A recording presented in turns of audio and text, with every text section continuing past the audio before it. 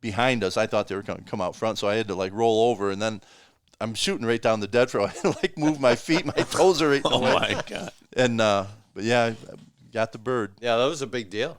Yeah, that was like a huge deal. And then I think we took it home and like didn't know what to do with it. Tried plucking it and stuff. Yeah. We ended up plucking the whole thing, and like we plucked it and cooked it whole. You had a whole turkey. Yeah. Thanksgiving. Yeah, it goes back a long time. Ooh, Thanksgiving truck story. That was on the docket too. Oh, the truck story. Well, you and I had a heck of a Thanksgiving. Well, we've had we're talking about some Thanksgiving Eves. We've had some good ones. You guys needed supervision, is what you needed. Yeah. Like Jim Riley said tonight, Yeah. Yeah, one boy, one brain. One brain. 2 boys, half a brain. 4 boys, no brain. Yeah. That's spot on. That's about it. Yeah. So then, well, the one time you had Jimmy and Roger, remember they used to fight all the time. They were the twins, and they would just they didn't fight. look anything alike. So we got done with. And you had them in back of the truck. After Fantasy Island, we're like, what do we do next?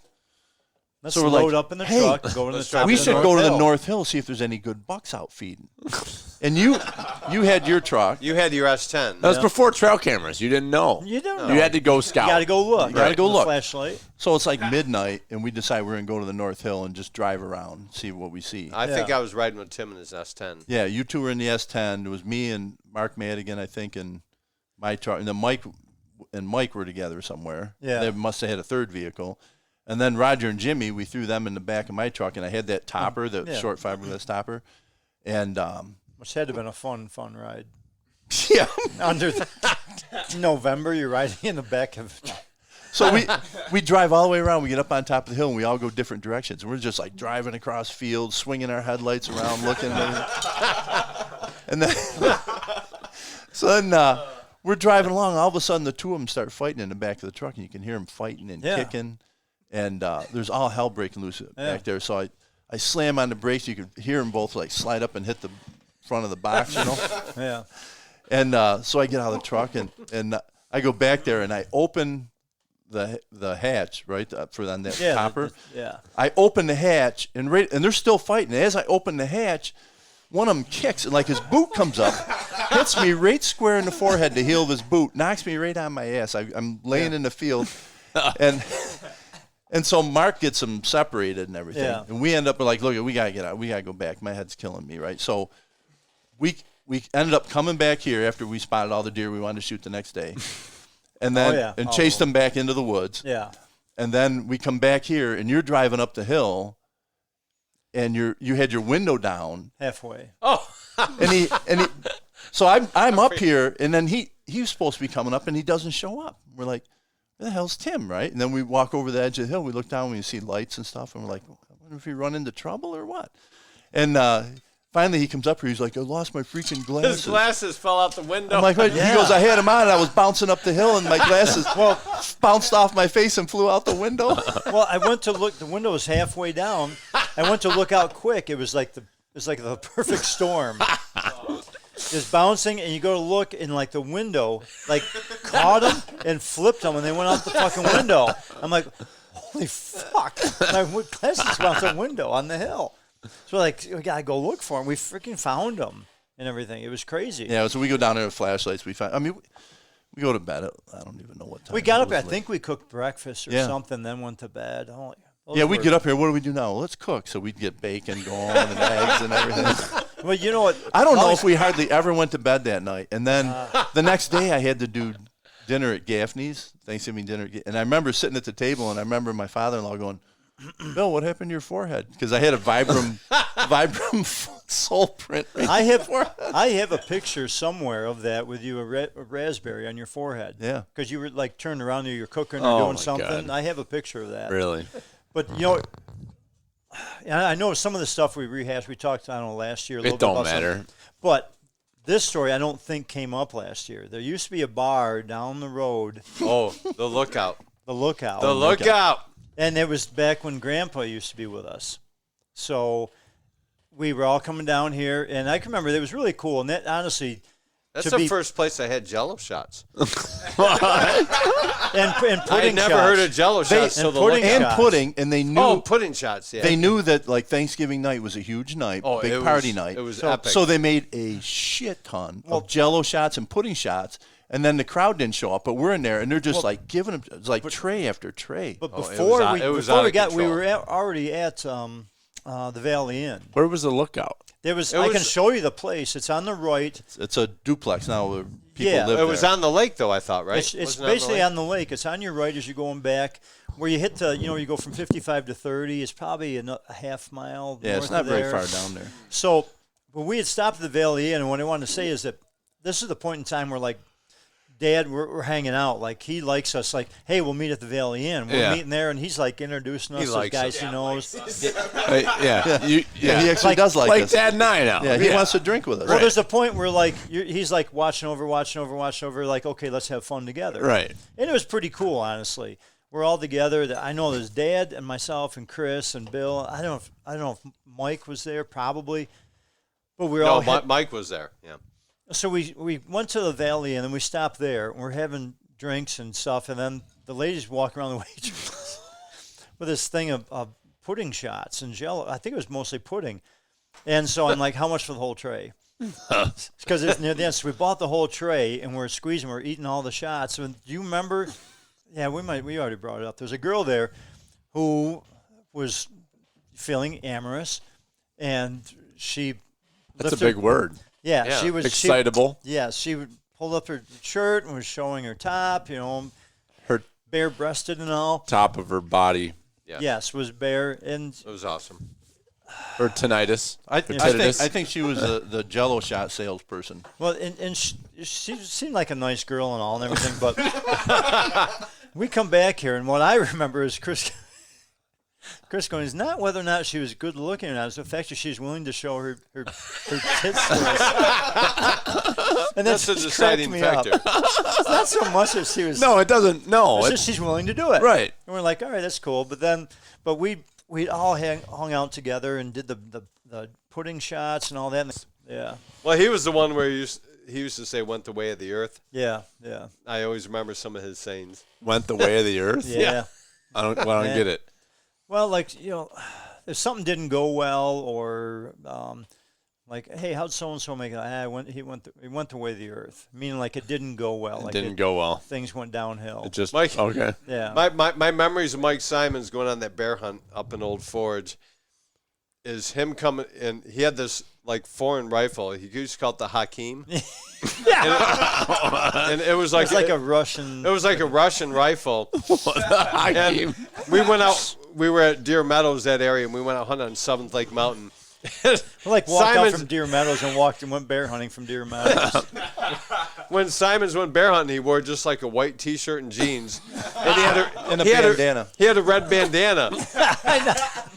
And he told this story coming out in the golf course. golf. No, He's going through the woods, and he came out like on the 11th hole. Stop it. Oh, he was. he's looking at the deer. He goes, "Is that an elk? What is that's really big?" The guys are golfing. He goes, "What the fuck is that?" They're looking at him like it's a deer. He goes, "That ain't a deer. That's too big to be a deer." I think it must have looked different because it's like a golf course. so Right, it's flat, mowed, it's and grass. He just looked. It's funny looking back. It's like, Oh holy my shit. god, No. that's hilarious. No, there's there's that perfect storm, and what I remember is when you put Columbus and Mike Simons together. Yeah, I know. Those two Yeah. individuals were So out funny. of control. I remember being a teenager, like I was like a senior in high school, and they picked me up, and Mike Simons was like, "Hey, let's go out," and I was riding with him in Columbus, and those two just sitting in the back seat and listening to them talking.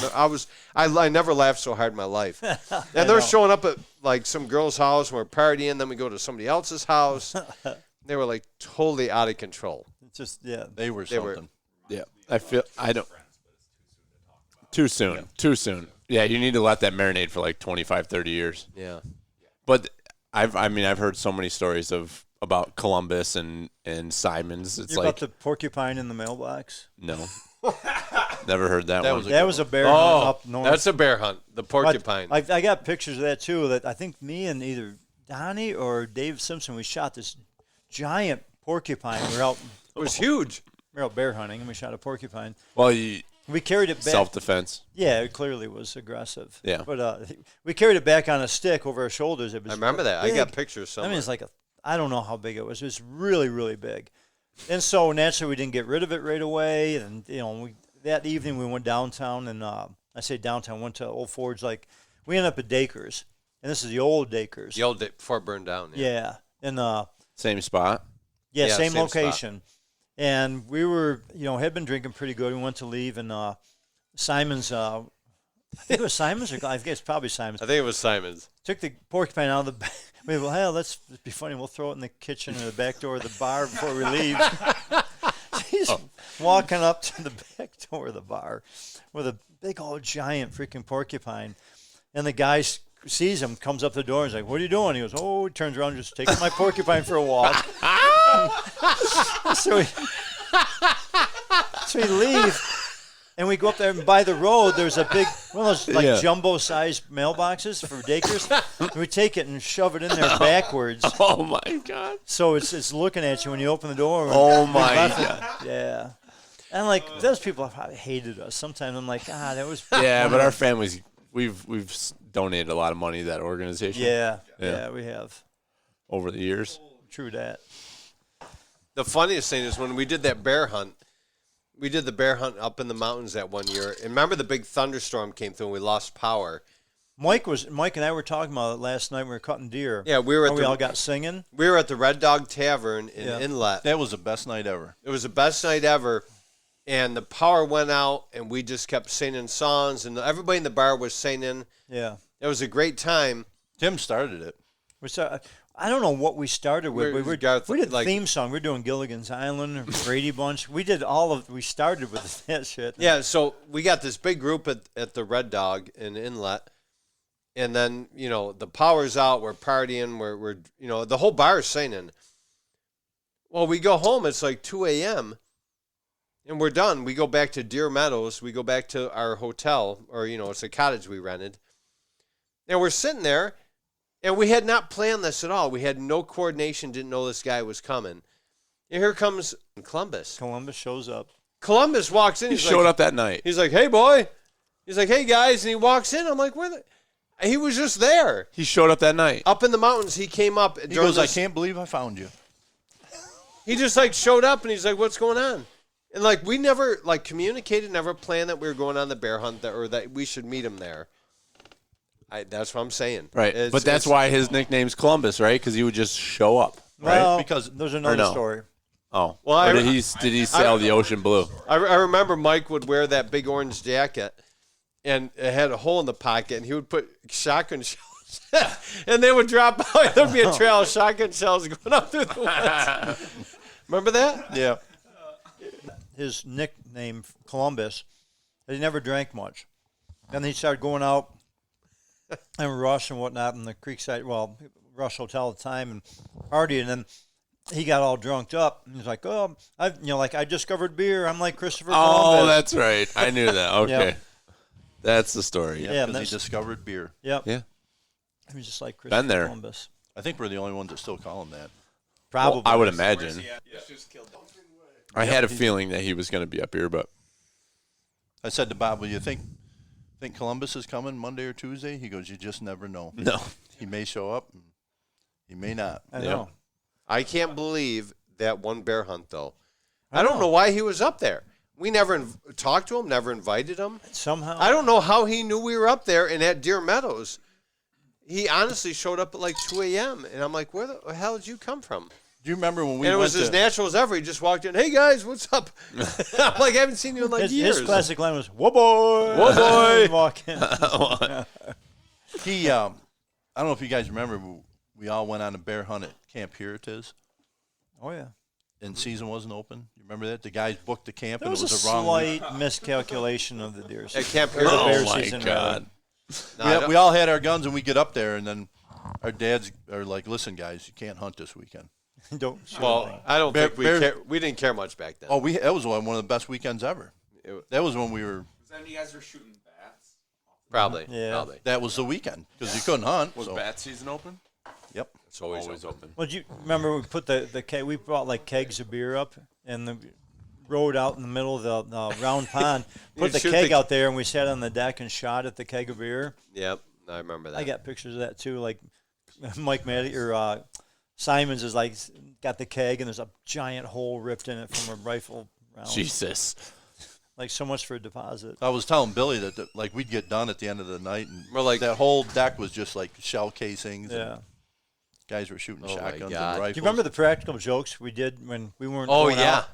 We'd at the adults when they'd be out drinking, we'd come The back guys would and go out and we would rig the whole place up. With We would rig like practice. We stacked firewood up in front of the door. We Yeah. put cellophane across the toilet. Yeah, we put clear cellophane tight across the toilet so because you knew they'd come right in and go to take a leak. Yeah. we put. We're all laying on in the bed. Everybody was awake, waiting for them to walk in. On the sink there, we put like 90s. So when you turn the water on, it would shoot back up. We found they had like pipe fittings around. It was. Oh my God. Yeah. We spent the whole night like sabotaging the place. Yeah. I didn't realize how. I mean, that place was because when we were That up was there a up like couple a couple logger winters shack. ago, like that was in the middle of nowhere. Yeah. Oh yeah. Like we were on the snowmobile trails, and Dad, we like drove by it, and Dad's like, guys, he waved Jimmy and I back. He's Carter like, this is Station. a spot that we used to, this is Camp Heritage. Yeah. Somebody, I think Dad knew from work that he rented it from. It's really cool. It was a Oh, it's it an was awesome a hunting spot. club. Yeah. There was a hunting club in there, and they Yeah. leased the land from the paper companies. I mean, it was way back in. I think they paid $125 for the whole weekend. And the, excuse me. It was cheap. It was cheap, and that camp was like, It slept. like- It had like I don't know how many bunk Slept like beds. 32 guys. It was crazy. A couple big beds in the center, then just bunk bed, all the way around. Then they had a bathroom, shower, and the front area was all like a hangout, cook area, wood stove. But they had and, like commercial kitchen it was in there. it was like a restaurant or a diner, like a griddle you'd cook on and stuff. was huge. It was a really cool spot. That was an awesome spot. Yeah. You remember that time? remember Dad would bring all the people from France, his business friends? Yeah, Gerard. Gerard. And he rented a Cadillac and would drive a Cadillac out there. Yeah. Gerard would. Yeah. And They all rode up. This guy from France would like come out there and drive a Cadillac. out to, As again, a Simon's term. You go, oh, they're cocked in comfort. I remember That's serious. they were all coming back one night, and Gerard was driving. didn't he get pulled over? Yeah, and the cops pulled him over. He's like, "Can I see your license, sir?" And he goes, "I am from France." The guy's like, "Just give me your license." He goes, "I am from France." He thought he was German. He shows him his ID, and it's from France. He's like, "What the hell are you doing here?" "Bear hunting." He goes. He goes, where are you going? He's like, Carter Station. He's like, well, just slow down and get there safe, will you? And he let him. Yeah. Let the guy Where the hell do you get pulled over? right on, Where do you get pulled over? on 28. Yeah, but what was he doing? Where were you coming from? The old The old barn. That's the next story. Up in Inlet. Yeah. You know what went on there. What the hell would you go all the way up to Old Barn for? Strippers. Allegedly. Yeah, allegedly. Allegedly. Yeah. It used to be He out was of something, but he would bring a case They had of wine. strippers at the Old He'd bring Barn? a case of wine. Yeah, there were strippers there. He would bring a case of wine, and I think one of the boxes. We wooden have been fucked, okay? We have been fucked. All of our memories are, oh, Billy got drunk and fell off the fucking cooler. No strippers, no nothing. Oh my God! Yeah, it was. What the fuck? We need to start going out more. I'm saying. No, Alright, that's my commitment. That no, was. it just doesn't exist. I got a career. I can't. It's a different day. You No, can't do no, that back stuff. then it was different, man. It was different. There was a fireman weekend going on too. There We was going in Fireman's there, Weekend, yep. and they had Bunch of super soakers. It was awesome. they had women willing to take off their clothes for money. So it was crazy time. It was crazy. Crazy fun. Yeah. I've got pictures somewhere of everybody, all his friends, of Dad brought the guys from Gerard. Yeah.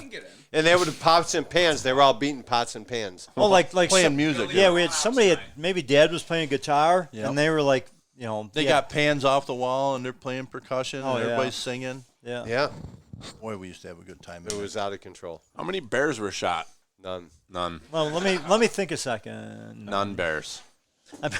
One time went out with again. It was either Dave or Donnie. We went out I brought walking. I brought Butch to that. He did one bear hunt with us, and we came across a huge porcupine. You kill it? No. No. Well, one night remember the sand Hungry, happy, sleepy. Yeah. Do you remember the sand pits? Oh, yeah, yeah. That were on the right there coming out? And I remember Simon's bringing like an automatic weapon. Yeah, and going to the sand pits and lighting it up. Oh, my God. Yeah. I don't remember what that weapon was, but. Hakeem. So, one No, night. it was like faster than the Hakeem. It was not a bolt action. John was there one night. It was like a machine gun. It was a hunt that Gaffney went on. Yeah. Oh, yeah. And we went off the road. Yeah, and they went off. Were you with them? Yeah. Okay, so they There went was off. four of us in the cab of this truck. Went into the sand pits, right? Yeah. Well, we missed the turn off. Went to back up. There's one little Y. We went to back up and went off, and it's all sand there. And he had his 2-wheel drive 3/4 ton, and we're spinning. And we're like, fuck, we're stuck. And it was me, brother Mike, Simons, and John. We're like, we got to walk back. It's like 2 a.m. So we had like and a it's road. a long way. It's back. a long, I don't know, is it a couple miles? I don't know. It's a long freaking way. And it's dark. It's, like if you turned all the lights off and went to walk through the woods right now, it's dark. It's dark out. So somebody had, I think John had a road flare. We brought that with us. So we said, let's light it. Road flare. We tried to light it, and we had the bright idea, let's try to jog. We'll run along. And we're like all 4 drunk guys trying to jog down the road. Carrying a flare. And so we finally... What could go wrong? And it finally went out, and we're just like, you end up just trudging along. You're like, oh, my God, how much further? And you get to the turn in the road, you go over the railroad tracks, and we get in, and it's, I don't even know, 3, 4 in the morning, we get back to camp. And we walk in, and Bob Madigan is at the kitchen table with a beer. We walk in, he's like, hey, tips it over. We're like, what are you doing, Bob? He goes, I guess that's my last beer. And he gets up and goes to bed.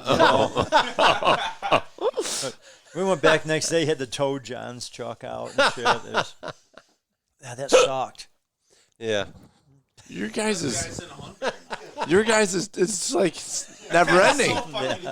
I have no stories to match any of this. I can't believe you hadn't heard any of that. I had heard some of it, but yeah. Yeah. Yeah, I mean, Joe was held back by the statute of limitations. yeah. Yep. And Joe's a government employee, and we don't need him, Yeah, I should give the headset to Joe. I mean, he's in the military now. And Yeah, Joe. Yeah, Speak. Joe. Stories for days.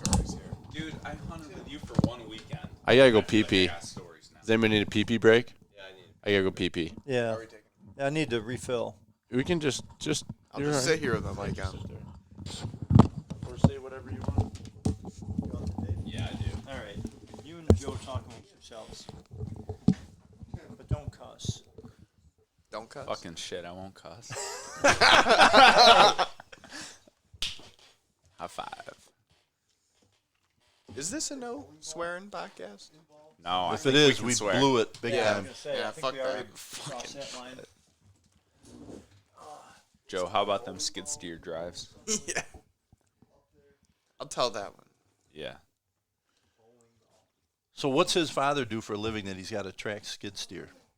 Everything. Yeah, a little bit of everything. Really? Build They do, tables, milling. Really? They do Yeah. spray foam. Done a lot of that with them. Spray foam insulation? Yeah, spray foam. They do a little bit of we built a pergola. Yeah. I don't know if that's landscaping, whatever you would call that. Yeah. Pretty much anything woodworking or yeah. like. Is he the guy contracting. that has all the logs always out by Yep. the road there? Oh, yeah. Okay.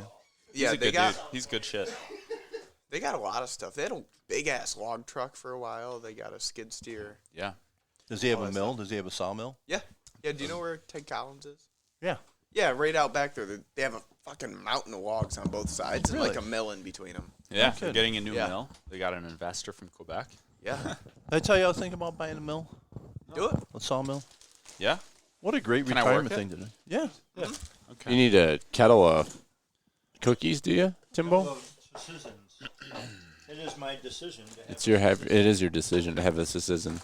Yeah. Wouldn't that be So- neat to be able to saw our own logs up here? Well, yeah, I'm thinking about coming home, maybe just being like a mountain man type, I think that's a good idea. Plant a camper up here in the hills and retire and just fuck it. I mean, Retire. it sounds about as good as what you guys were up to. Yeah. I mean, look at where they are now. We need to go out more. I know. This really melts away my One my of you words. two, I go somewhere tonight, but one of you two is driving. I'm not driving. All right, sounds good.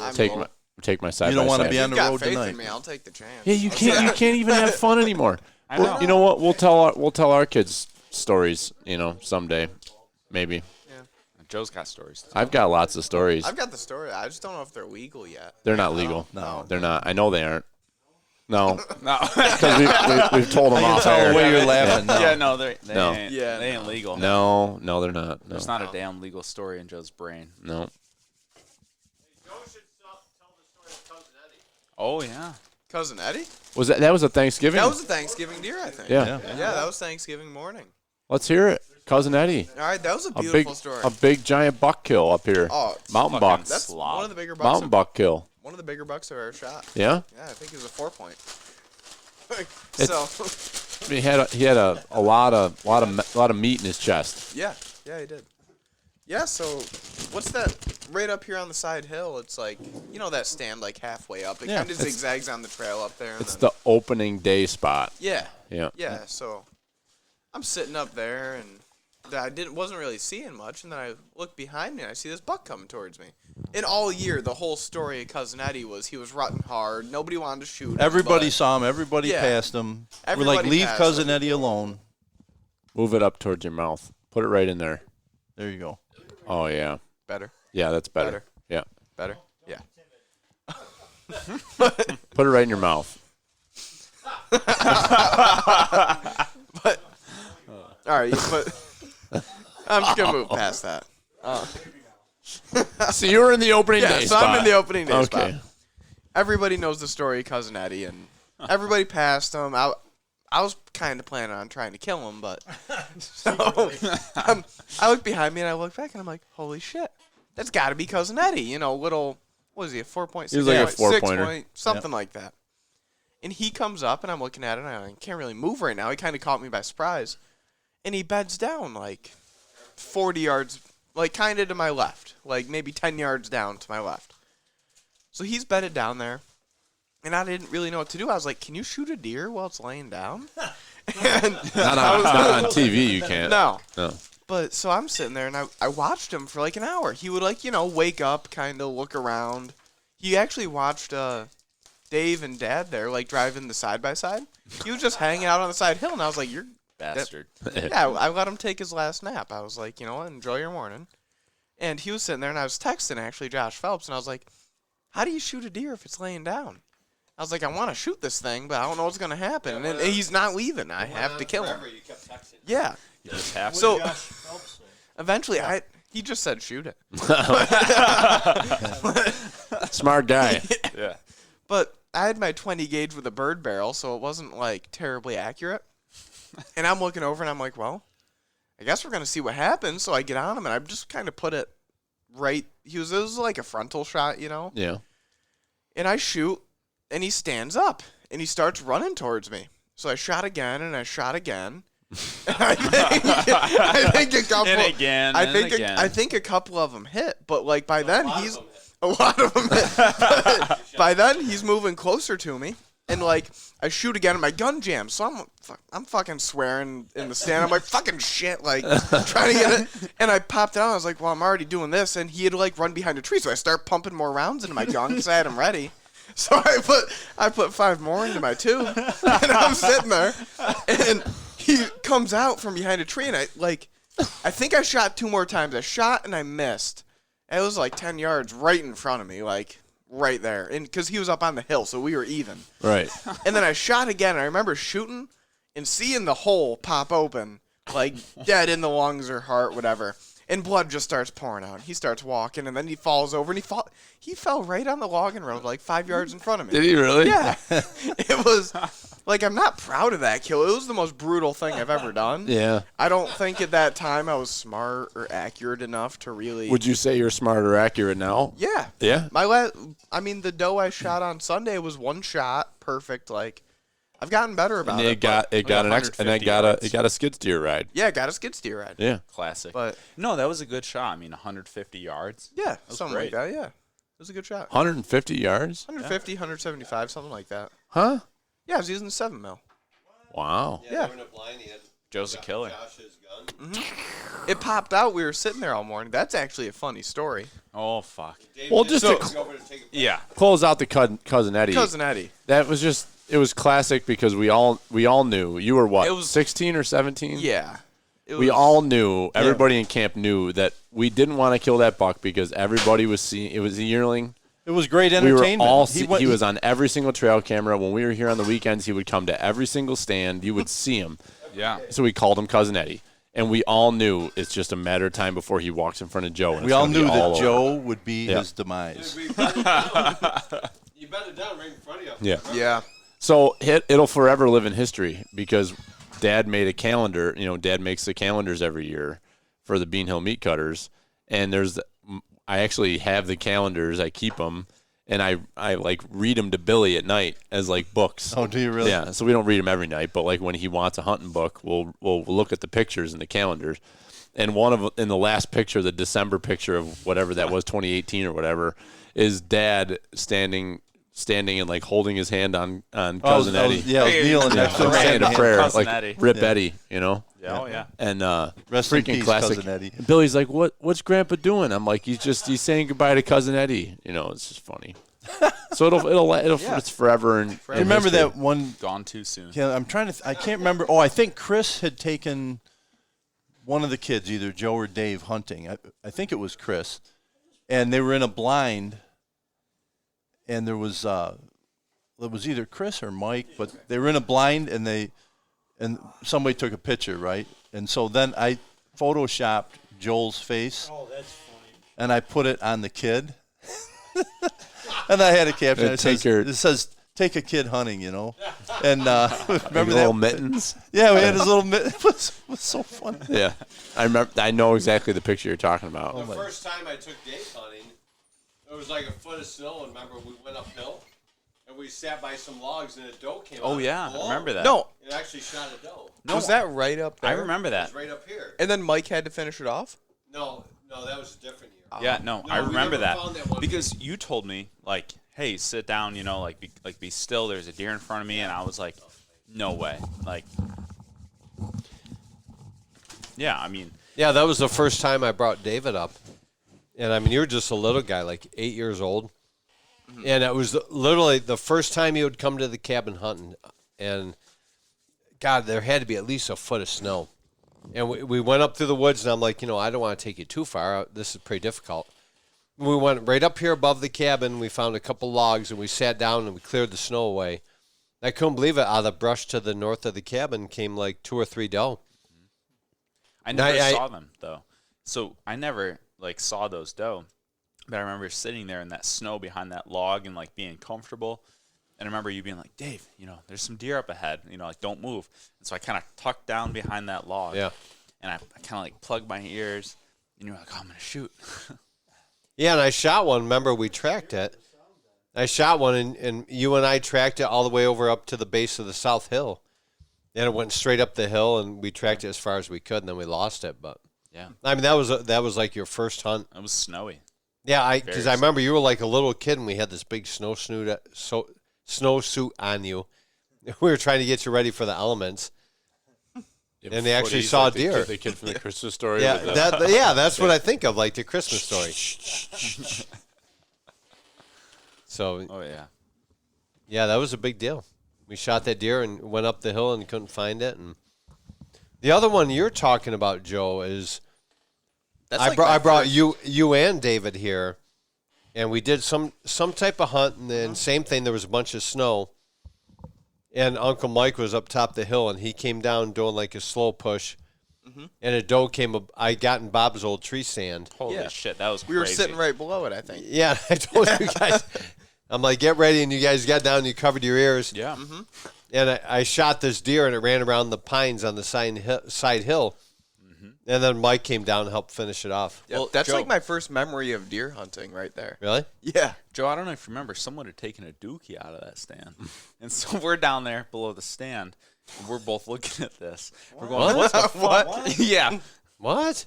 Yeah. What? I don't remember Nobody this. took a dump by that stand. Out of the stand or by the Oh, stand? no, right there. Well, is there a way to tell? Well, listen, Whether there it's was like it was smushed there. flat, or is it like did it? Joe and I was were it down there. 15 feet or was it 15 inches? I mean, that's the most memorable part of that hunt. I The remember dookie? Joe and I are down there. There's No, it the wasn't. dookie. No, that's what you're thinking of something else, man. I don't remember. It's doo-doo, baby. All right. Well, I don't know what memories you got. besides that, but I remember Dad just shooting at that deer and going, Jesus Christ, this guy can shoot. Because it was a running deer, right?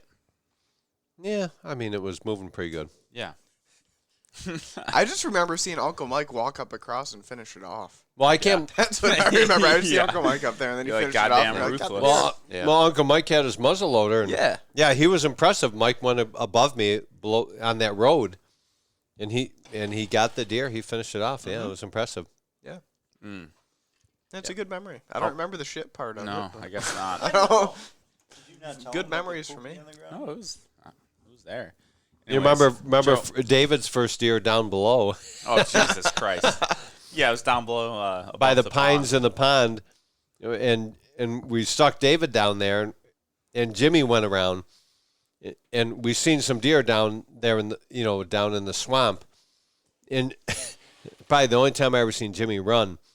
He went down the road and he was running down the side of the road, and he came in, and we left David down there, with his shotgun, and sure enough, he pushed like 5 or 6 deer to David, and David nailed one. It was beautiful, though. Right through the eyeball.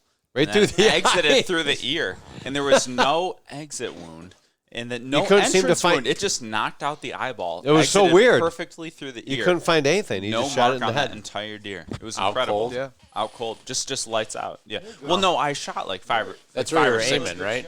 No. I shot multiple times. No, you there shot was like- other marks. You shot but- like 3 or 4 times, but that was Yeah. only that one hit and killed the deer. Yeah, well, that'll do Yeah, it. I just remember I shot because I had this rush of adrenaline. I always used to see Dad shoot like multiple times, and so I remember. I think that wore off on yeah, me too. So Yeah. I remember standing there going, oh, "I'm gonna just empty the gun into this deer." So I emptied the gun into this deer, and yeah, I mean the Well, finishing. not kill really was- into the deer. I mean, apparently only one of them hit it in the eyeball. No, I feel like a couple shots Think might so? have landed. Yeah. Okay. But the Think what you finishing one was, Yeah. that last one, because I think I had actually hit it and then shot again, and that one went through the eyeball because I had shot again, and then it just collapsed like a sack of potatoes. And I remember being like, hell yeah, that's how you do it. I mean, that's maybe not how you do it. Yeah, but that's the But- way you were shown how to do it. Hell apparently. yeah. Guess so. Yeah. Thinking of that, the fast shooting. I remember one time we were sitting in the double stand on Briggs Road in Lima, and you were taking a leak. I was like really young, and I remember you were taking a leak, and you're like looking out there, and you're like, Joe, pass me the shotgun. So I grabbed it. I passed you the shotgun. And There's a buck coming through the middle of the woods. And I remember you turned around. And you shot like faster than anything I've ever heard. It was like bam, bam, bam, bam, bam. It was like bump shotgun. I was like, it sounded like a semi-auto. I was like, holy shit, this guy can shoot. And then we get up to it. Remember, I shot him right through the heart. Right through the heart. I remember we were poking it with a Your stick. kids were after. playing with a heart. When I gutted them, they were playing with a heart, putting it on a stick. And No, that was impressive. That was. I know exactly what you're talking about, though. Like, I remember when we were young, Jimmy and I were still hunting with Dad and Uncle Mike up on top of the South Hill, and it was I think it was at 7-pointer that Dad shot, and Uncle Mike, it was kind of like maybe an inadvertent wind bump. Like Uncle Mike was somewhere right in the center of the hill. Actually, an intentional wind bump, and Mike was upwind on the one end of the kind of the thick brush up there, and Dad and Jimmy and I are on the back end of it, and every once in a while Dad would stop and turn around and look behind him just to check behind us to see if anything was sneaking around. And sure as shit, here comes this nice buck, and I'll never forget. It all happened like that. Like Dad's like, boys, duck, and Dad turned around, and this nice buck was sneaking right behind us. Wow. Like within, I don't know, what was it, Dad, 25, 30 yards? It was not far. Yeah, probably 50 yards. 50 yards? Wow. And Jimmy and I both dropped to the ground, and Dad swings over, and he shot that deer and like crushed it. I don't know if it was double lung, heart, what it was, but that deer, I'll never forget. that was like the same thing you were talking about, Joe. It was like, oh my god, like Dad's a shooter. Oh yeah, because like that deer was on the run, like sneaking away. Oh yeah, and freaking laced it, and that thing hit the tree and it was done. Jimmy and I are like, oh my god, like this is incredible. I had that same But when I was gutting it, Jimmy went and found the bullet. It was deep snow. Do you remember that? Yeah, it was really deep snow. And we're dressing the deer out, and Jimmy comes back and he's like, hey, he kneels down. He's like, hey, Dad. He goes, here's your bullet. Do you want it? Remember that? No, I don't remember that. Yes, I shot through the deer, and it was skipping, leaving a trail through the snow. And so he followed it to the end of the trail, and then he started digging in the snow, and he brought my slug back to me. Jimmy. Oh my god. Well, so I had that same experience with Uncle Bill here. We were out turkey hunting, and we were walking down the hill into the valley. We heard a gobble, and he's like, "Oh, let's like meander up the other side of the valley, and walk down in. Maybe we'll get on this bird." So we're walking through, and we're side by side, and we're walking through the valley, and like we hear these gobbles, and we know we're getting close. We don't hear anything, but we know we're getting close. So we keep walking, and all of a sudden we see this tom. It's all fanned out and everything, but it's facing the other way.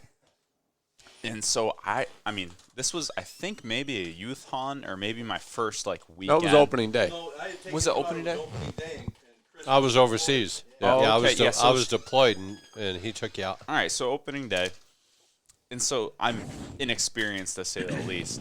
Well, this bird is all fanned out, and I was really slow to drop the gun for whatever reason. So Uncle Bill has the gun pulled up, and this bird turns around, and I just like remember looking up at Uncle Bill. He's got the gun up.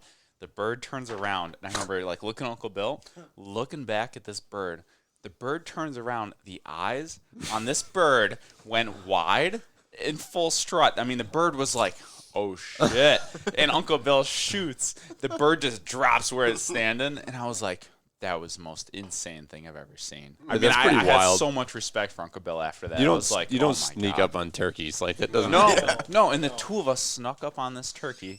Fucking turns around, eyes go wide, and Uncle Bill drops it. That was the craziest thing. That's I mean, wild. that was still the best turkey hunt ever, That's the only bird I ever snuck up on. I started telling you guys a story earlier today. I snuck up on a coyote today, sleeping. You did? Yeah? Really? It was freaking crazy. No way.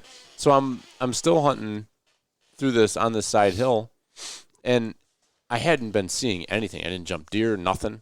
And it's like dead quiet this afternoon. Like there was like hardly any wind. It was silent, and the ground was pretty crunchy because it was still somewhat frozen from last night.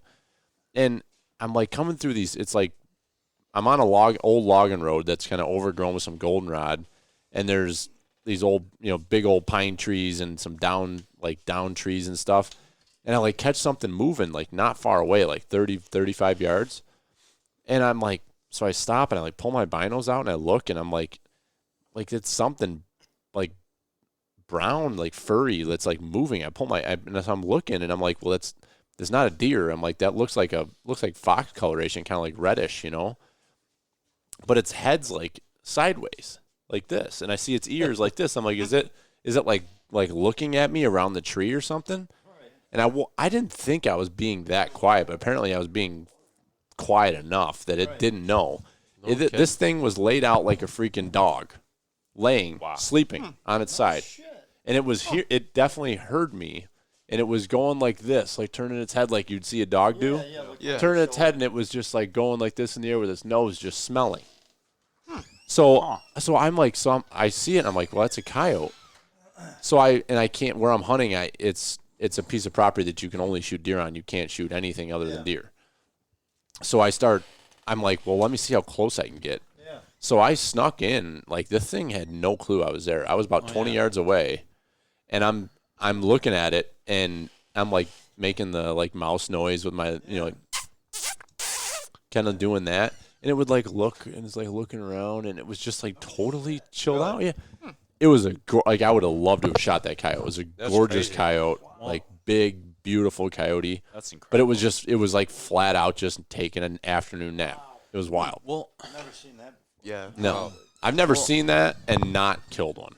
Yeah. Like if I ever have a coyote within range, I'm shooting at it. Well, I haven't told you this story about me and my buddy Lewis. Oh, you tell about the turkey hunt. Yeah. So it was like, mid-May turkey hunt. We had already gone hunt down in Honeoye, and we went back to Lima, and we were gonna walk through Briggs Road and back behind Briggs Road to all those like big fields like by Yvonne's and everything. Yeah. And so we're walking back through these big fields, and I'm like, and I'm kind of like showing Lewis like how we turkey hunt. So you go up to the edge of a field, maybe throw out a few calls, sit down, throw out a decoy, whatever. You sit for half hour, an hour, and then you keep moving. And so like, honestly, I didn't expect to see any wildlife because it's like, it must have been like 11 o'clock at that point. And I'm just like, I'm gonna show this kid like how we might turkey hunt, And so as we keep going and we progress further back into these farm fields, we end up like reaching this field where like there's like a hedgerow, there's a field like off to our left, and then there's a massive field on our right. And we've already cleared these like fields off to our left.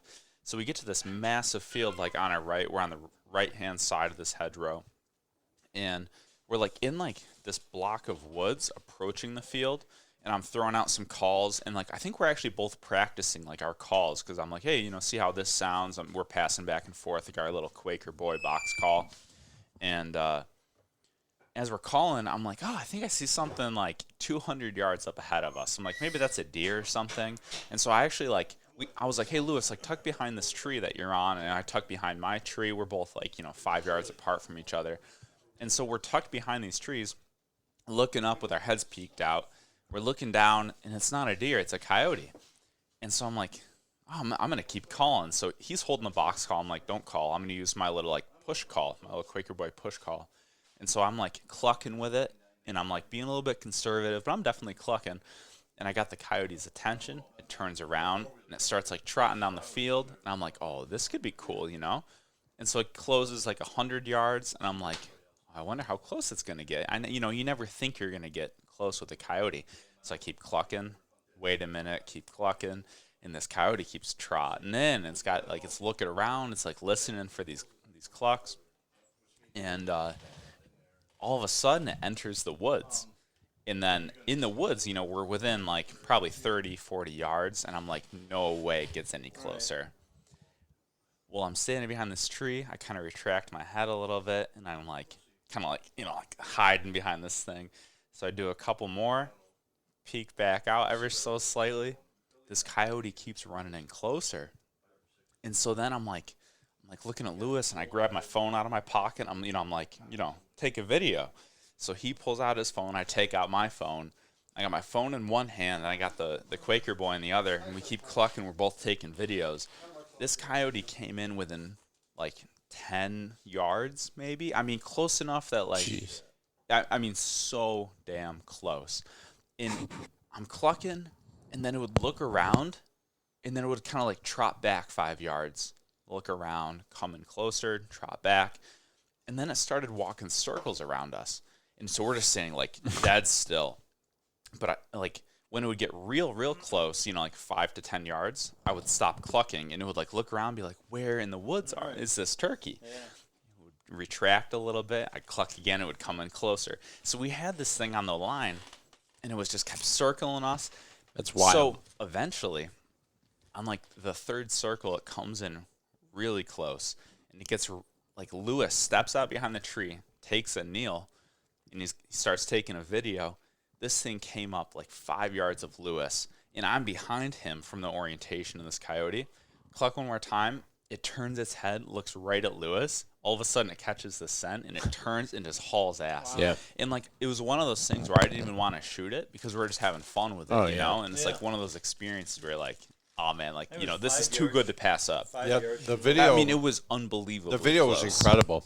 Some of the best coyote video I've ever seen. What they had. You could. I've never seen the video. Yeah, you could jump out. It was so close that you felt you could do a good lunge and you could have tackled the thing. I think it was last so year close. opening weekend. Yeah.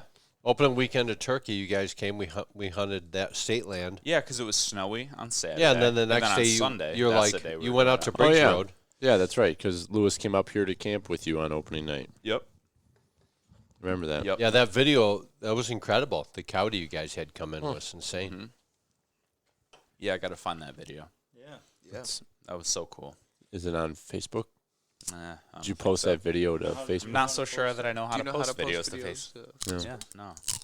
So, Joe, you got to tell the story about your doe and all the bad luck of me hunting with you and Josh Phelps. From Sunday? Yeah. Oh, yeah. So, me and Josh Phelps, we hunt together quite a bit, you know? And we always have pretty good luck, you know? We always get something. But every time that Dave comes home, me and Josh are like, you know what? We're going to bring Dave with us. And we never see anything. He's like bad luck for us. And Dave was telling me the day before, he was like, you know what? I don't know if I'm really believing in all this. Like, that how does he actually kill this much? Because I never see anything with him. Because, you know, and I'm like, Yeah, I don't know all if I sitting believe out of- all this, you know? all sitting out I of don't know the if I blind, believe the hype, you know, what's 400 really yards happening behind here. his house. What's the true story? Yeah. So I'm talking to Josh, and he's like, yeah, I'll take you guys out there. Like, Sunday morning, come out with us. Like, come sit with me. So he's got this blind on a mound they built up with their skid steer. Nice. And you sit there, and there's like 4, you know, lanes. It's all like really thick stuff. But there's like 4 good shooting lanes that you can look through. And all your shots that you're going to have are like 100, 200, you know, something like that. And so we're sitting there. We don't see shit. We're getting texts from Dad like, yeah, we saw this, we saw that. I'm hearing shots all around, and I'm like, did you, like, lie to me? Like, what's going on here? There's no deer. So we're sitting there, and we go to Dave. I was using the 7 mil, but I had my 30-30 in the blind just in case for some reason. And we go to Dave. We're like, hey, man, take my 30-30. Go and leave. Yeah. Just go far away. Yeah. He's like, Dave, go fuck off. Yeah. Take my 30-30. Go check this cornfield. You might see something, or you might bump something. Or you know, just leave. go. Get out of here. Dave leaves, and we normally on that property, the deer are really used to people because it's, you know, farmland. It's right behind the house. You don't have to be too quiet because they're just used to it. But he's like really, you know, slow moving, still hunting, probably 10, 15 minutes. You're like, get out of He's not even to the cornfield yet, but he's probably like Well, I'm still 50, hunting, you know? 50, 75 yards away, way off to our right. And me and Josh are sitting there. I had taken a leak out of the blind. Both of us have. We're joking. Yeah, we're Dave taking could piss. hear us. I could hear them as I'm still hunting away. I'm like looking behind every tree, and as like I, you know, every like 5 yards, I'll like look back. When I turn my head and look back, I can hear Josh and Joe like cackling, laughing, and like, Yeah, oh yeah, we're having a good time. And I look out, and I look to my left, and I'm like, Josh, there's a fucking deer. I'm like, As soon as you left. Yeah, as soon as he left. leaves, I go, a deer just stepped out in the laneway. And I'm still within it's eye funny, shot of the blind. We're in, you know, one of those yeah. blinds, and you have to take a knee to shoot because I wanted to use the like the window of the blind as a rest for the gun. Yeah. So I take a knee, I grab the rifle, I'm looking at it, and it steps out, and it just looks at us, and I'm like, I know it can't see us. It's 150, 175 yards away, like, and we got, you know, the dark backdrop. There's no way it sees us, but it's looking at us. Probably heard us, but I go to Josh, I'm like, stop moving, and he's like, what? And he's looking around, and I'm like, stop moving. He's like, what? And he's looking around, and I'm like, there's a deer in that laneway. He's like, where? And I'm like, right there. It's standing in the middle of it. And so we're sitting there. that deer shape. Yeah. Yeah. And so I get on it, and he's like, do you have a good rest? Do you have a good rest? And I'm like, yeah. And so I laid the gun on, you know, that netting, so it's not totally solid, but it was good enough. Yeah. And I shoot, and it, like, it was a weird reaction. It, like, ran a couple steps forward and then turned to the right like it was going to go farther away down the laneway because it was going across. And it, like, ran off with its tail up. And I was like, I think that was a good shot. Like, it acted like it hadn't been shot. Like, it didn't do a dead sprint. It didn't kick. It didn't do anything like that. He asked me, like, it was a good shot. Like, was that good? And I was like, yeah, sure. Let's see. God be with you. And also with with your you. spirit. And lift you up with your heart. So, the funniest thing is, we don't wait to look for the deer. Immediately, we text Dave, we're like, so get back here. Hold on a second. Like, at that point that you shot, like, I can still see you in the blind. And I'm like, the fucking, like, barrel is out of the blind. Gone yet. No, I was not barely gone. You know, I'm like 50 yards away. So I look back and I see the gun barrel hanging out of the blind. I'm like, these bastards. So I turn around, I start walking back, and I'm like thinking, like, I'm going to still hunt back. We're going to sit in the blind for 30 minutes, go down and get the deer. Like, the right way to do it. As I'm walking back, I make it 10 feet, and Joe and Josh are like, hell yeah, dude. And, like, they open up the blind, and they're, like, standing on the mound, like, they're, like, fist bumping. They got the gun. And I'm like, oh, so I guess we're doing this. Like, it must be, like, piled up right there. And so I get back to the blind, and they're like, oh, yeah, we can't see the deer, but we're going to go after it. I'm like, wait, what? So we go down there, and we walk, and we, it's a little bit of ways. And we walk up, and we're looking for first blood, and we get first blood. It only went 35 yards, piled. It was a good shot, and he got hit with a big round. Like, the hemorrhaging on I actually wouldn't shoot a deer with that round again. Because the hemorrhaging. 7 mag? Yeah, it was a 7 short mag. Okay. Yeah. And so much hemorrhage. 7mm 08? Or is there a short mag? Short mag. I guess I didn't know there was a short mag. Yeah. And so we had to get rid of the entire rib cage. It was kind of sad. I wanted the meat. But either way, as we're standing there, because, it's not 10 minutes later. As we're standing there, we knew bucks had been chasing because, the rut was still going on, kind of. We hear rustling, on the exact trail of the doe. I hear something run up, turn around, and run away. And I go, I think that was a buck. I think something was hot on that thing's trail. Oh, boy. So if we had sat there a little bit longer, we probably would have got a shot of that too. But more of the story is, and then we went. Luck. Yeah. And then we went back and got the skid steer and drove it down. And, it was a good morning. It was a good morning. Yeah. 7:30 in the morning. Well, yeah, it was like 7:38. We got that doe, that monster Edna. And that was a big doe. Yeah, and then so they pull down the skid steer. I'm sitting in the blind, waiting for something to come out anyways. And they pick up the deer on the skid steer. Joe's riding on the bucket with a shotgun, and I'm like, it was holy unloaded. Shit. There was no round in the chamber. It's farm equipment. I just want to say that. Yeah, of course. Well, so they pick up the deer. They pick up me. We ride back, and they're like, "All right, well, it's 8:30. Let's go get David deer." So we cruise down, buy some more tags from Sportsman's Warehouse. Spootsman's Warehouse. We go down to Sportsman's Warehouse, Walmart's buy warehouse. some more tags. Yeah. Yeah.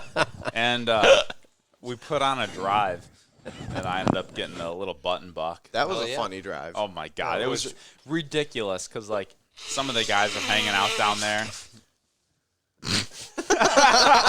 Yeah, we heard that. Yeah. Some of the guys are waiting down there. COVID-19. And, all these rednecks. Hello, COVID. Well, all the Joe's friends, all these rednecks start showing up on, these loud trucks. And they all show up, and, Luke Bean comes, and, he's wearing, his construction clothes and puts on, a safety vest that says, safety on the back. And the Josh fellows put together this drive, and there's, 4 of us in a line on above a graveyard. And so, there's 4 of us in a line up this, a little gully. And so Josh Phelps is he came over to the side to me, and he's like, listen, Dave, as these deer come, as we push, if you see something, do not shoot until, they get down the gully, across the creek, and then they start walking up the gully because they'll slow down on the way up. Have patience, tell everyone, just, hold. And so I tell everyone, and, we're waiting there, we're kind of joking around, It's, fun. We're there's no way we're actually going to see anything, because on the way in, we saw other hunters, and we're this is just, a burnt spot, And so these guys come pushing through, and they're just screaming. They're just, yelling the whole drive, just trying to push everything in. And so as they start getting closer, 3 deer come down right in front of me, and they walk up right in front of me. 2 of them walk to the right, up so they cross the gully. They come downhill, cross the creek, and I'm like, all right, good. They made it this far. They're in shooting range. Well, then everyone had the patience, which was incredible. They got up so close to us. 2 of them broke off to the right, start going up the gully to the other 3 shooters. And then some of the guys start going, Matt. And so everyone starts doing it, and all the deer just stop. And we're like, everybody's doing it? Yeah, everybody's doing it. It's hilarious. And so Then one of the guys above me shoots. I shoot. And then it was just like a massive volley of shots. It sounded like the damn Civil War going on in Canadice. So we just unload this massive volley. Allegedly. Oh. Allegedly. Yeah. We ended up getting 2 of the doe. I got one of them. One of Joe's friends got the other. That was the funnest drive ever. Also, my first real deer drive. That was it? That's your first one? I think so, yeah. Besides like doing We've like done some... we've done on our land, we've done deer drives.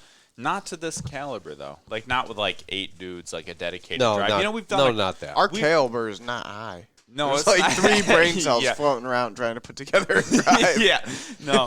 Well, we've done some on Briggs Road and some here at Naples with like 2 guys walking through the woods. But this is the first time we got like 8 people. You know, you got Like legit. No, it was Yeah. legit. It's a you know? rush. It is. Doing deer Yeah. drives it's a great time. I Yeah. love it. It was fun. It's a fun change So of pace. I was so glad to actually harvest something on that drive and be able to come to deer cutting that day or that week and go like, oh yeah, I got something. Yeah. And then, the back straps off that fawn were oh my pretty god, delicious. Yeah, so that thing was pretty tiny, but delicious. So I think over the river and through the woods. Yeah. I think it's unique this year. This is the first time in many years that we've had David Joe home at the same time. For It's been the 4 deer years. season. Yeah. I mean, Been we a haven't while. had both of you guys here, I don't think, in Been quite a while. Quite a while, yeah. It's been a long time. Yeah. Yeah, I mean, I've been away. I guess this is like Since you graduated from high school. yeah, this is like the 6th year. Yeah. Yeah. And Joe went in the military last year. He's been Yeah, gone good thing. 13 months.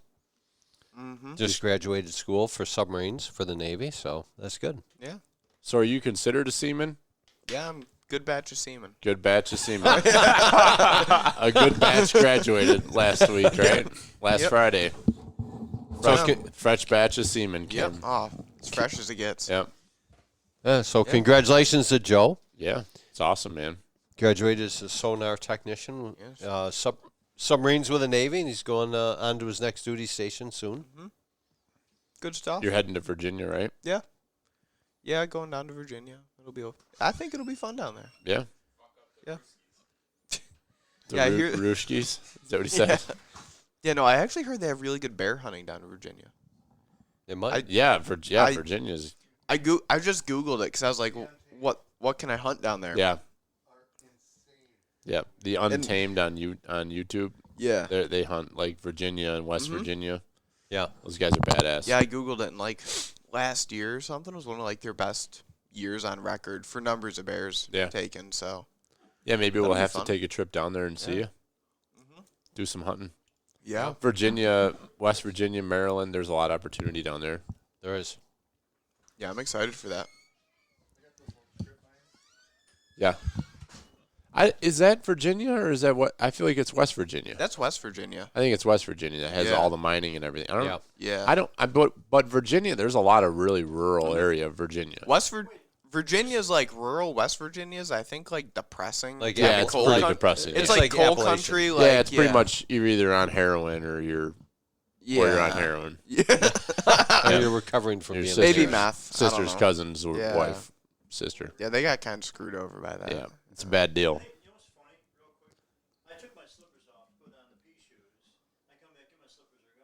Where are your slippers? David's probably wearing them. I don't see David. So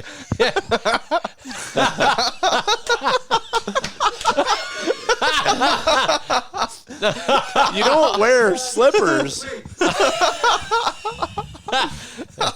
Tim took them off, and you wore them outside.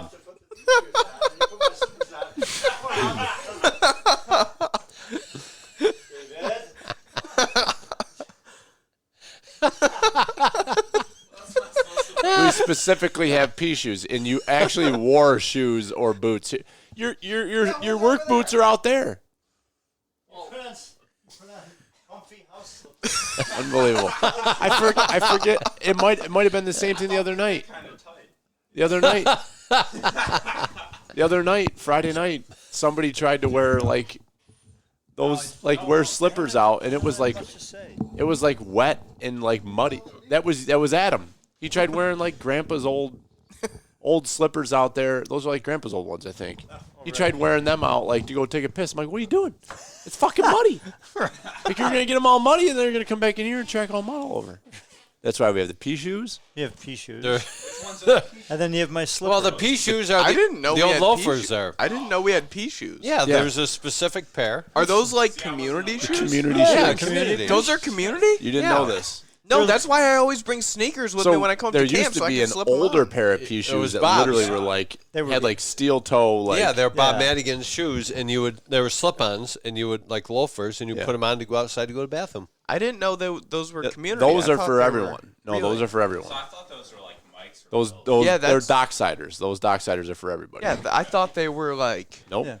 reserved. They're as much yours as they are mine. Wow. Yep. And they are way bigger.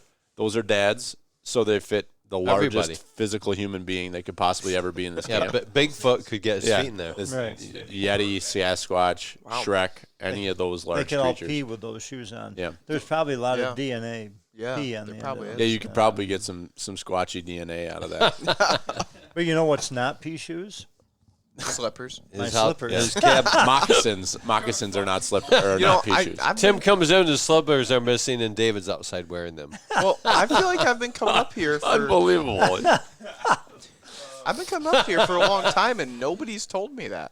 No, this You is- guys have kept Does this that look secret. like a, I've been does like a pea shoe to anybody? No, it does not. Nobody told me either, but you just got to Honestly, figure, I debate. you got to figure it out. No, I walked over there actually, and I was looking for like a good pair of shoes to put on to go pee. Right. And then I was like, I don't see any. I'm just gonna go put on my boots. No, there's always the So, old like, I walked slippers back over over. There's always a pair. There's Nobody- always the old ancient slipper or the whatever they are. Docksiders. They're docksiders. Yeah, you put on to go pee. They looked like something Uncle Mike would wear. I don't know. It doesn't Uncle matter. Mike does not wear docksiders. I do understand It's- that. The factor of I don't want to put something on my feet that's Uncle Mike's and then I might get yelled at or beat. Yeah, out I was back. like, I'm not gonna touch your shoes. Right. I was, You really think respect Uncle Mike would wear that? He Well, does I've- wear them. I've He does seen wear him them when he wear goes Oh, pee. go pee. Yeah, when you He go wears pee. pee. Yeah. When he has to go pee, he wears those Well, I shoes. guess that's the only time I've ever seen him put them on. But you've seen him put them on, I've so you seen- respect him and the fact I was that you're a not little gonna- bit afraid to put on those shoes. I understand that. No, they're for everybody. Classic story from Dad was he had like a bunch of guys up here from work or something way back, and they were all. It was like a winter night. It might have been late deer season, and there was a good amount of snow, and everything was like frozen hard pack out there. Right. And everybody was wearing the pea shoes and trying like the whole thing was to not fall when you went outside because there's Oh, no you're tread. slippery. There's no tread on Yeah. the bottom Oh, of them. terrible. Yeah, it's frozen. Yep. It's pea shoes. Pea shoes. Nice pea shoes. They've been there since I was younger than you. Bob Madigan had a pair of pea shoes. They were like you're saying, they're slick. You had snow on the ground. It's like, Yeah. It's all about short steps. Short Yeah. steps. When you get up in the middle of the night, that's the ones you put on. Yeah. Oh. So, I guess I want to say sorry Yeah. for not clarifying that to you earlier in your life, Your because apologies that's traumatic for you to get to, Yeah. 21 years old, 20, whatever, 20. how old are you? 19. You're 19. Yeah. For you to get to 21 years old and not know There's pea shoes. what pea shoes are, I'm so sorry. You should have known that. That's on. I've, us, And all obviously, of us. David should have known that. David should have, He's even older. That's and David's very David. intelligent. Wow. So if he I didn't know, pick we up hold on you- that, we hold you to a higher bar. yeah. I do not like that. Fucking idiot. You said it. Yeah. I would never. That was hilarious. I come in like, I know my slippers were pretty well. They right were there? here. As I take off the pea shoes. I'm Well, like, David did know there was other shoes. You just grab random shoes and go. I guess Dave just grabs any shoes. So apparently, I'll piss in anything that's we the get best part is he went and stood where you had just peed, Yeah. so you have pee all over your all over your slippers Yeah. now. hurt near. Pea slippers. Pretty near. Yeah. Good thing it's frozen out there. I'm gonna. Do you guys have any other fun stories? I'm gonna probably we Not can really, we can I'm- turn this off Yeah, and I then think- we can yeah. just hang out until I we think wrap we're up ready tonight. to go to bed and go to hunt tomorrow. Yeah. Yeah. Happy Thanksgiving. Yeah, happy Thanksgiving. Yeah. It's always good. Thanksgiving. Thanks for the stories and the laughs. Yeah. It was always good. It's good. Yeah. Maybe someday we'll be making memories like you guys. Oh, you're making You them are. right now. Yeah. We're making them with you. Yeah. And also with And you. us.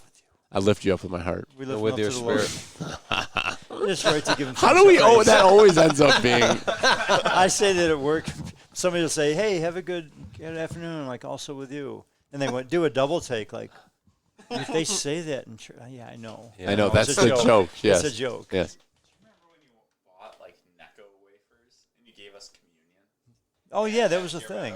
Yeah, that the was a fake thing. communion. That was Yeah. terrible. Yeah. Body of Remember that? Body of Christ. Body of Christ. Body of Spirit. Necco of wafer. Do you have any Neckos with you right now? I could use a communion. Yeah. No? No. No. What are you drinking? That's quite the tumbler there. Ain't it cool? That's pretty cool. Yeah. Did you Isn't it make like- that? No, I saw it online, so I bought it. Oh, that's cool. Jack Daniel's whiskey. Yeah, good travel mug. It's going to end up at camp. I don't have a good travel mug for camp. Yeah, you could travel to camp with that mug and then leave it there. Yes, exactly. You know, Yeah. you got to have one to cruise around in the four-wheeler or the truck and Allegedly. allegedly. Yeah. Yes, allegedly. Like cruise around your driveway. My driveway. Yeah. Totally. Like back and forth this long driveway. Yeah. It's like 217 miles. Yeah, Yeah. right, exactly. Yes, this works well for that. Yes, it sure does. It could. Yeah, allegedly. Is anything? You guys got anything? No, just happy Thanksgiving. Good Happy luck tomorrow. Thanksgiving. Let's see what tomorrow brings. We'll put some deer down. Have Is it a fun with big your deer? family. It's good to have everybody in camp. Yeah. It's good to be. We didn't have a lot of camp last year, so it's good to be back with a good opening day crew and a good Thanksgiving crew. Yeah. So Yeah, it's probably 30 years of tradition here. yep. Yeah, at least. So it's, it's At good least. to be here. Yeah. Pretty near. Hey, did you bring your safety harness? I did. You want Okay. to go test it out? Yeah. Well, I was hoping you would do it again. I have. It's in my side by side. I also have my tree harness, my tree saddle. That could be different.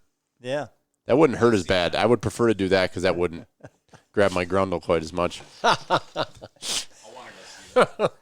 have video of that somewhere. We need to find that video. And the that video audio. is just the audio is what I It need. hurts. It hurts. It hurts. It hurts. Can you please commit to me that this winter you're gonna find that? Yeah, I've got a lot of video. I got to rummage through that Yeah. stuff. There's a lot please, of good stuff. Please, yeah. baby Jesus.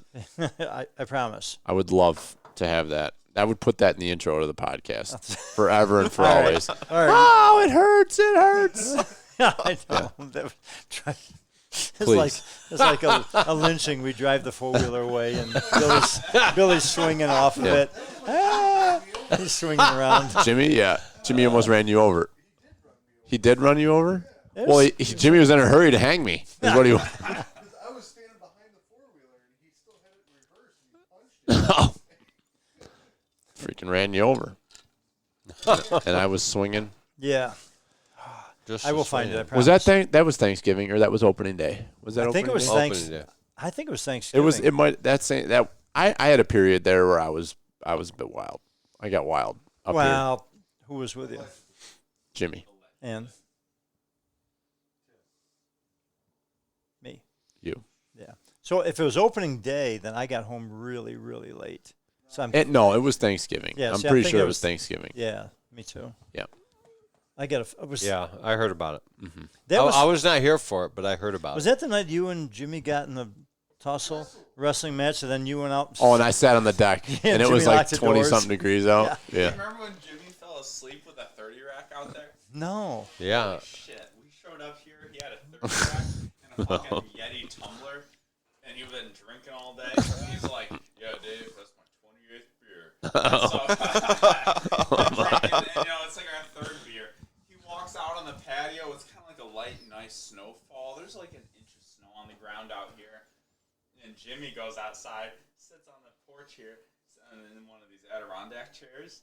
And I'm like, Jimmy hasn't moved in a little while. I want to check on him. We should check his pulse. It's like 2 a.m. He's asleep.